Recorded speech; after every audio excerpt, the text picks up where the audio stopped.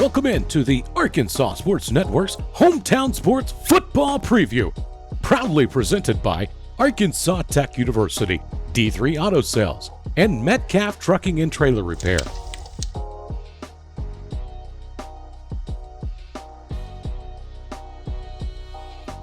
Today we're sitting down with Southside Southerners head coach Kenny Simpson.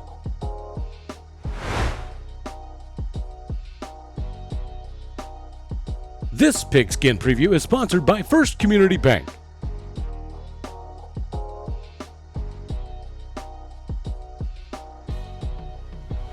Welcome back to the Hometown Sports, Arkansas Sports Network football preview for the state of Arkansas. We've got Coach Kenny Simpson with us.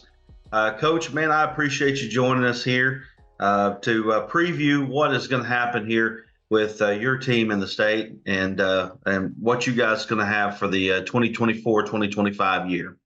Yeah, man, thanks for having me on, and appreciate what you guys do to promote our athletes and our school, and very grateful to just be able to represent our school.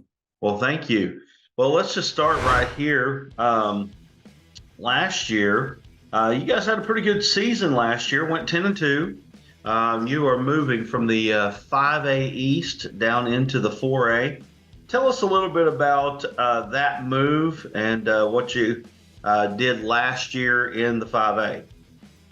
You know, we were the smallest school in 5A for the last 2 years. I think we were 5A by 1/3 of a kid. And so I know that was a big topic at our school and probably other places too, is how well were we going to compete being moved up. And so there were a lot of questions, even from us and our kids. We didn't know, really what to expect. And so it was good to see our kids the first year in 5A. We managed to win 6 games. And then in the next year, a little more experience. We were a little more senior heavy, and we were a little more prepared for what was coming. We're able to win some big games and have 10 wins and make it to the quarterfinals where Camden Fairview knocked us off. We had a big win against Robinson in the playoffs, got a win in the 5A playoffs. So it was a really big turning point for our program. When a lot of teams, when they get bumped up, it's easy to want to not look forward to that. But I thought our kids did a really good job embracing the challenge and moving forward. And now we've moved to a whole new conference. We've always been in the 4A2 until the last 2 years. Now we're in the 4A3. So really, we don't really know what to expect here either. We've played a few of these teams. Pocahontas, we play them every year, and they're a very, very good team. And so we know if that's the type of team we have to look forward to playing, we better be prepared, because that conference always seems to be very physical. Has a lot of good teams we're moving into. Highland, I know, has made some good moves the last couple of years. A very good coach over there, so we understand that's going to be a challenge. And then we know there's several other good teams there: Gosnell, Blytheville, I think Westside, Truman, and then Cape City's in that conference as well. All of those teams, I respect the coaches and the players, so we'll kind of find out. As a long answer to your question, we'll kind of find out when we play the games. In our non-conference, we're able to keep Batesville on our schedule. That's a big rivalry game for us. So looking forward to that, and able to keep Forest City from our old conference on our schedule as well. So I'm just going to mention your assistants. If you want to throw something in there, you can. Garrett Denton, Derek Ains, Brock May, Bo Gould, Nathan Couch, and Jason Weaver. One of the reasons why we mention the assistant coaches is because they don't get a lot of run. They're excuse me, they're the guys that do a lot of the dirty work, but they don't get a lot of run. So we want to mention those guys. Absolutely. I mean, you go as far as your assistants take you, and we've got some great ones. Brock May is going to be the future head coach here at this school. That's kind of what we brought him in for, and we're excited about him. Does a great job with our offense. Garrett Denton has had the number 1 defense for most of the year last year at the 5A level as far as points given up. He's done that now for 2 or 3 years in a row. He's a rising name on the defensive side of the ball. Our other coaches are all very talented as well. You list your offense. I know that you kind of have a little bit of a different offense. Gun T. Talk a little bit about the Gun T. Sure. So basically, we're in the shotgun, so we're in the spread. But we have a tight end 95% of the time, and we have an H-back or a wing back. For those who are not familiar with it, if you watch college football, think of Auburn with Gus Malzahn and those type of guys were big inspirations to me. And so we run an offense that is run heavy, but we have a lot of options for our quarterback where one play might have a pass or a run, and he can make the decision in there. So there's a lot on our quarterback to kind of make the right decision. But we are interested in running the ball, setting up play action, setting up the RPO game, but very much from a spread type look. And then you list your defense as a 3-4. Talked about the successes of your defense. Tell us a little bit about the 3-4 variation that you guys run. Absolutely. Coach Denton does a great job over there on that side of the ball, and his assistants do as well. We're very much a moving front, so you're not going to get the same look every play. We're very undersized. Last year at the 5A, we had one player on our defense. No, I'm sorry. We had two players on our defense over 200 pounds. The rest of our players are smaller, quicker, athletic kids, and we strive to put as much speed on the field as possible and then move the front and give you a different picture every snap. Of course, we always like to talk about the kids. You list Andrew Plummer. He led the state in tackles with 191. And then I'm going to guess there's a guy that's a little bit related to you, Braden Simpson. He led the 10th graders in tackles with 122.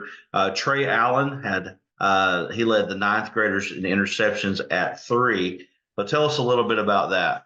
Yeah, so we'll start on the defensive side of the ball because those guys are all defensive guys for us. Andrew Plummer, I think, is the best linebacker in the state, and I've not shied away from that.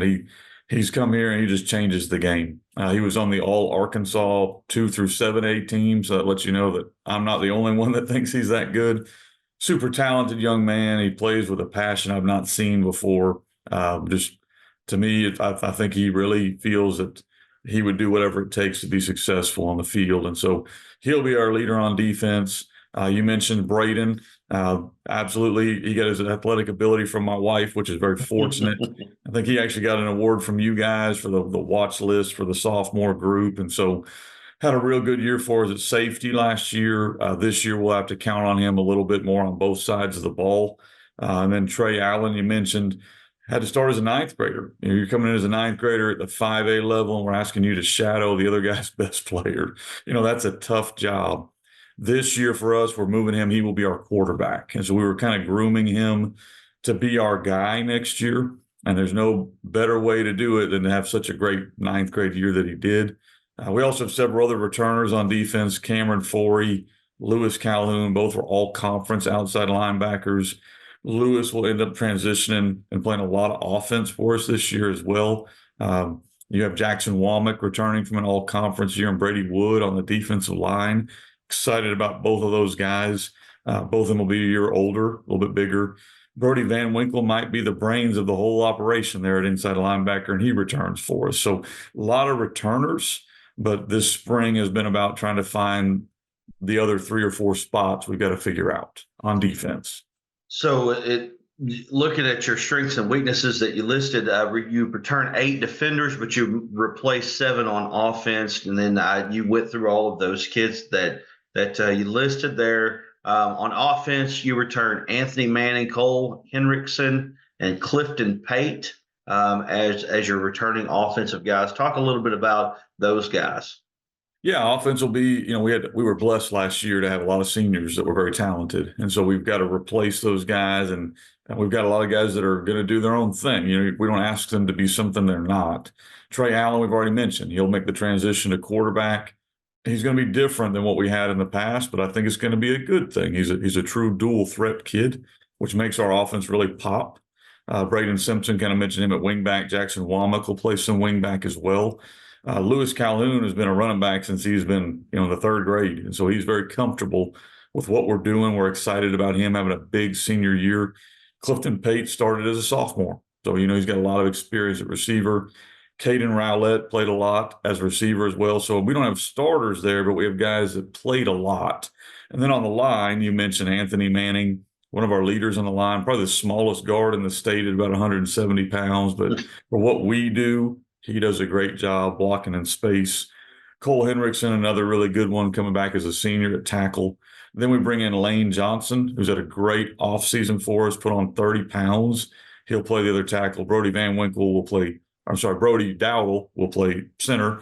We've got kind of a competition at the guard, but it looks like Cole Vaughn has kind of emerged there, and we're looking for our tight end right now. So there are a lot of good pieces, but it's going to be a lot of new faces. And so that's why we thought that area of our team may take a little longer to develop.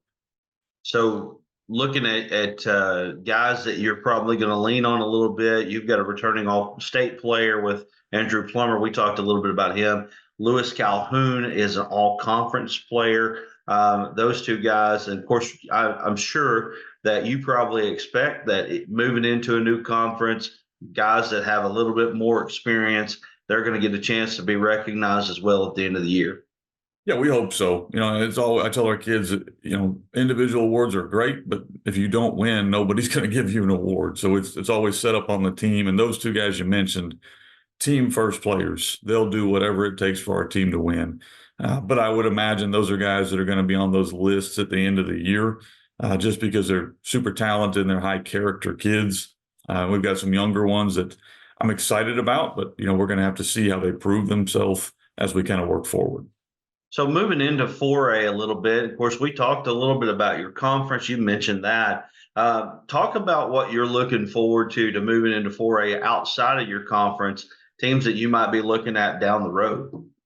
Yeah, our first goal is obviously, we got to get into the playoffs. And then once we do that, we'd like to challenge for the championship of the conference. And of course, if you do both of those, then you're now looking at what else is in the 4A to play against. That one we know a little more about because we've been in the 4A. You get the traditional powers, Warren, Arkadelphia. You had Elkins had a great year last year. Ozark is traditionally very strong. So there's a lot of these teams that we know. Once you get into that level of 4A, I don't know if there's a big difference between 4 and 5A. I think at 5A, where it was noticeable was in conference play, where it felt like everybody had 60 kids and everybody, had guys going one way. But when you get into the playoffs and you start playing those upper level 4A teams, really, I don't know if there's a ton of difference between 4A and 5A. Yeah, I think that's a pretty good point there, that the top of 4A is very, very tough. Once you get past round one, it gets real in the 4A for sure. And so moving Southside Charter into that mix is obviously going to make it even stronger. And Coach Simpson, man, I appreciate you joining me here. Do you have any final thoughts? No, man, I just want to thank you guys for what you do. All the media groups that cover our kids is awesome, and we really appreciate it. I know our kids look forward to it. Our parents look forward to it. So thank you so much for what you guys do. Let me throw one more thing into here before I let you go. It will be a successful season at Southside if. Oh, well, like I mentioned, our first goal is we would like to make the playoffs. So that's goal number one. Goal number two, we'd like to challenge for the conference championship. And to me, goal number three has always been that we would like to play on Thanksgiving Friday. Our program, we've had a lot of great years. We went to quarterfinals of 5A last year. Thanksgiving Friday has kind of been that next big ring. And I'm sure if you get to that one, then you just set up the next one. So I would say those are kind of our three goals. I'd like to make the playoffs, challenge for our title, and we'd like to play on Thanksgiving Friday, kind of in that order. It's Coach Kenny Simpson of Southside Charter. He's joining us here on the Arkansas Sports Network's Hometown Sports football preview. Thank you, Coach, for joining us. And we will definitely talk to you soon. Appreciate it.